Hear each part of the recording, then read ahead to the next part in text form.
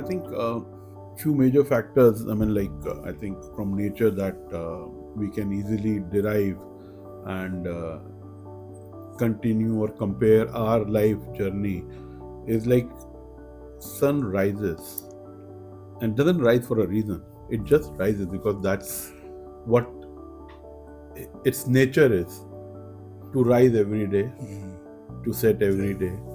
Although we may say it's not rising, it's not setting, the earth is moving, but that's the law of nature. For us, it's a sunrise, it's a sunset. Yeah. For flowers give fragrance without expecting that Anything in return. in return. That fragrance, when we take it, we are not giving anything back to the flower. We are only taking from it.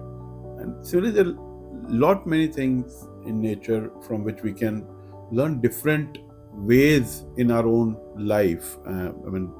It may be giving, or it may be appreciating, or it may be sometimes like if we take the case of ants, like how they go in a line and complete their task so efficiently.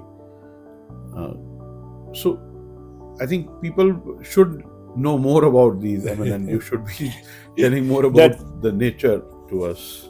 That's what you told very rightly, that nature by its way of things, without doing all those things without any expectations, is something we have to learn. Even technically also, scientifically also, if you look at nature. So let us take the example of Columbus. See, in those days, all those satellites, machines, and everything were not available. And he completely survived, or completely depended on nature to guide him. Right. And he learned from there, from every respect, whatever nature is giving signals. From there, he followed that. And end of the day, your America happened, or of course it's a different matter. He wanted to come to India, but landed up in America. So all those things are fine, but nature guided him. And this is something, if you read the life of Columbus and how he has gone about in those time, it tells very vividly how nature helped him in achieving whatever he achieved. Yeah. And in our Indic wisdom, Indic culture, we know that Muni Rishis always wanted to be in the laps of nature. Yeah. Nature gave them the signals. Nature gave them that knowledge, as well as they gave them the indications when to go back, when to do the penance, when to do the meditations, when do we what to do, when to do, how to do. Nature gave them that.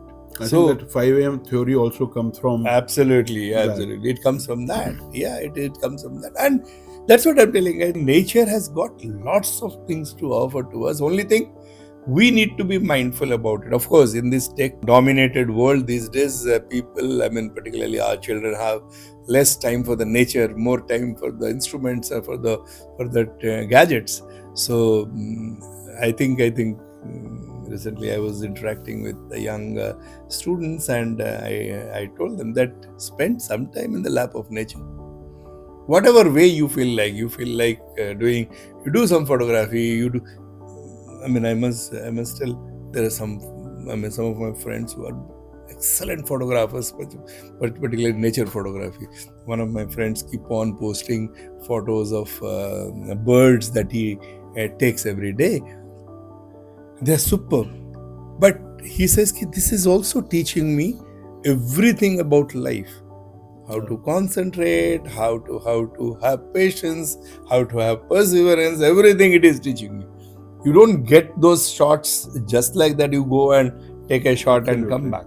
No, it's a very, very time-taking process. It's a back-breaking process, really. Yeah. You have to really toil at, but he is doing it, and nature is giving that ear to him. That guidance to him, that knowledge to him.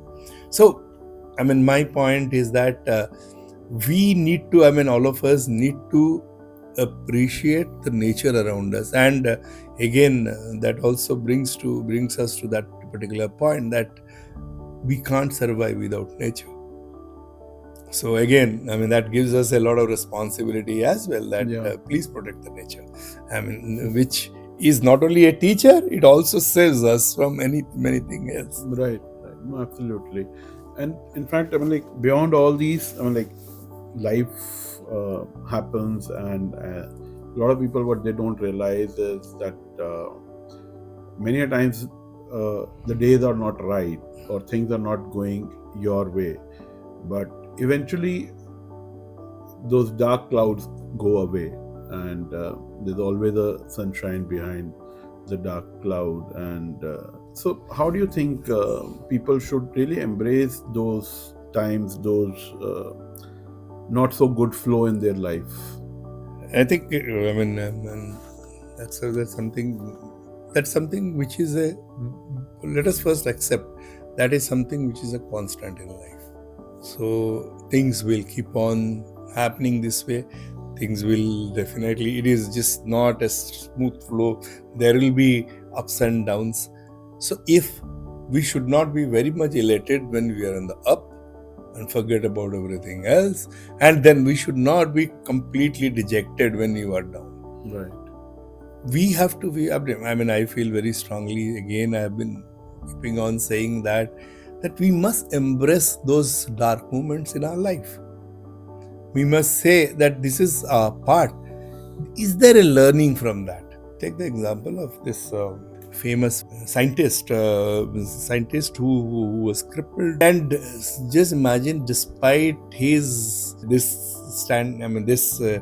constraint in life, he did a lot of inventions. He did many activities which really opened up the world for many people. If he would have, I mean, sort of given him, I mean, gone back on his own, on his own, and not tried something different, then obviously things would not have happened. So that's why we must learn to embrace the dark clouds, because there is always a sunshine which is lurking around, which is there. We have to only wait. We have to only try to get over that, so that we can get that sunshine. Clouds will go away they're not see, nothing is permanent. I think we have been talking about it again and again and again, that nothing is permanent in life. I think things will change, definitely.